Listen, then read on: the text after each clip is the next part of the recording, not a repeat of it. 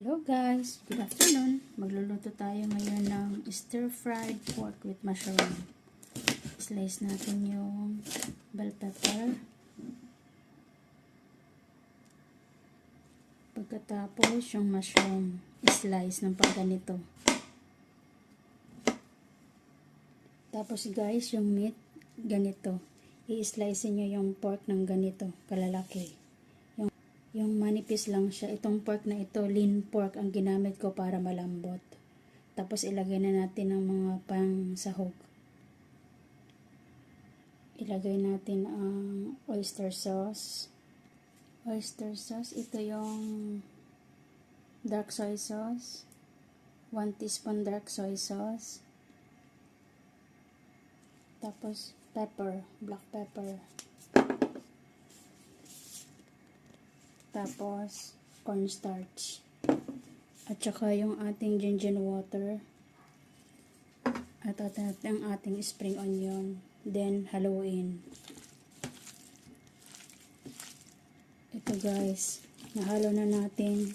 I-marinate natin siya for 5 minutes lang. Yan. Ayan guys, after 5 minutes, i-fry na natin yung ating pork. Ayan guys, buhos na natin ang ating pork. Fry na natin. High heat ka ha, high heat yung ng apoy niya. Ayan. High heat.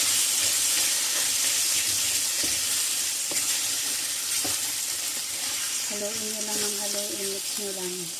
Ayan guys, okay na siya. Isi-set aside muna natin ito. Then, isunod naman natin yung ating mushroom. Fry natin yung ating mushroom.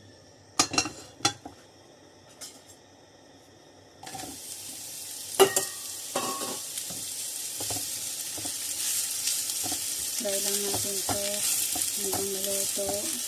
Then, saka na isunod natin yung ating pepper. Actually, ang dapat dito, chili pepper. Pero ako ang nilagay ko yung bell pepper lang na green. Kasi hindi siya maanghang. Tapos, lagyan nyo ng pepper. At saka, konting salt lang. Pinch of salt lang. Then, halo. Mix. Then, ilagay na natin itong ating pork. Then, haluin ulit.